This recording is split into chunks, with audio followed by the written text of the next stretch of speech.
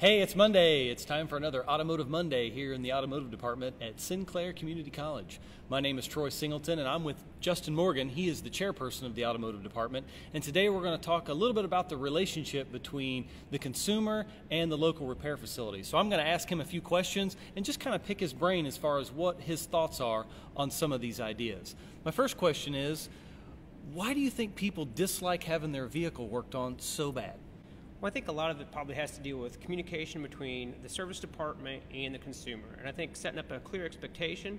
A lot of times in our industry, we have our car repaired and fixed, and the car necessarily doesn't brake better or drive better. And so in some cases, we spend a decent amount of money, and therefore we're not seeing a change in gain. And we're just doing preventive maintenance that's very costly, which is important. And so I think that's probably one of the reasons that people have that concern. Okay. What do you think about the difference? Let's say a consumer goes to one repair facility and they get an estimate for the same problem that another repair facility has given them an estimate for, and the prices are so different. What are your thoughts on that? You know, I mean, you probably have some of your own ideas, and you need to make sure that you're comparing apples to apples, because in some cases, Shop A might be using high quality parts, and Shop B might be using a lower grade quality part. So making sure that they're getting the same quality part, and more importantly, if you're the shop out there, making sure that you sell that service of why your service is better than the shop across the town, and going that route. So I think a lot of that has to do with kind of the price of the quality, the amount of labor involved, and making sure that the consumer is informed on how extensive that they're going in to repair that vehicle, and what all their good money is being spent on. All right, and next we have, what about from the perspective of the repair facility, is there anything they can do to make this a more positive experience for a consumer? Well, certainly. I think one of the best things that we try to teach here in our Capstone Service Operations class, where we work on faculty and staff vehicles, is after we're done with our inspection that we do on a vehicle and the customer is ready to pick the vehicle up, is we go through and we tell them the things that the cars need service.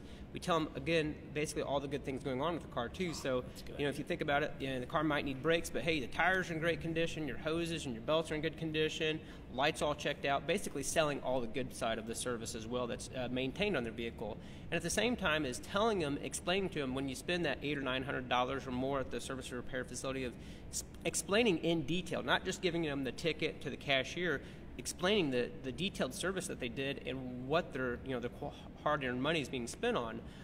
In addition to that, one thing I should add about a customer is, whenever they get to a certain dollar amount, they need to let the repair facility it's $500. I want to make sure that I'm notified. Sure. Anything over that, I want to make sure that I approve that repair. And most of the time we're good about that, but that's one thing that we need to ensure.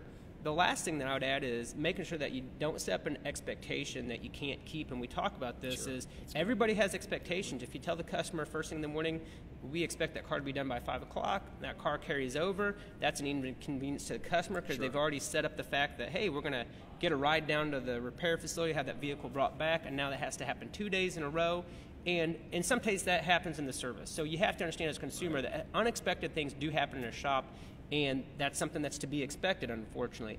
But at the same time, we can't make a promise to the consumer that says, hey, car's going to be done at 4 o'clock, and then we call them back and say, well, it's not going to be done until 4 o'clock tomorrow. So what I recommend in our service class, and this is tough to do, consumers don't want to hear this, is we will notify you when that car is complete. So we can maybe provide you status updates that, hey, we're putting the brakes back together, but unfortunately things happen beyond our control in our industry, and consumers need to be aware of that as well. So, it goes back to having a good, strong relationship with the people, putting trust in the consumer to bring the vehicle back to the service repair facility, putting trust basically into the owner that they're going to take care of your service needs. So.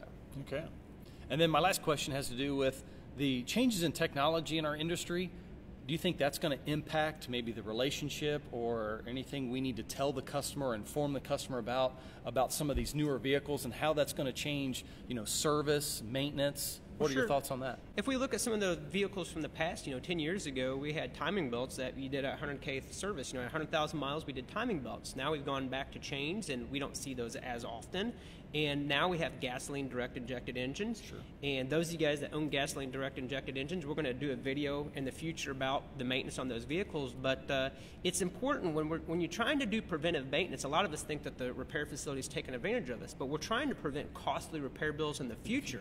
When we do a timing belt, where we do a service on a gasoline-directed injected engine, it's going to cost you money up front, but it's going to save you thousands of dollars on a replacement engine, maybe at 100,000 miles or something like that. So it's important that we do the proper maintenance on our vehicle. The one thing I can tell you as a consumer that you need to think about is we always think about that monthly payment, right?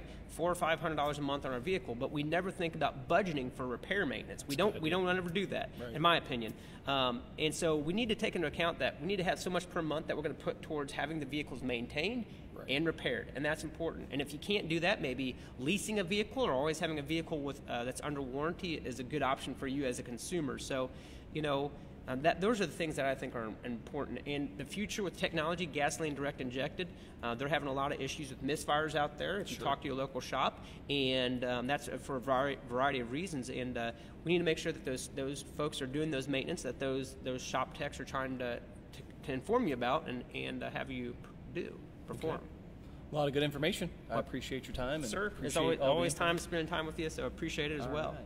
Thank you for watching, and if you like our videos, please like them and share those with any of the individuals you think might be interested in watching our videos. We'll see you next time. Thank you very much.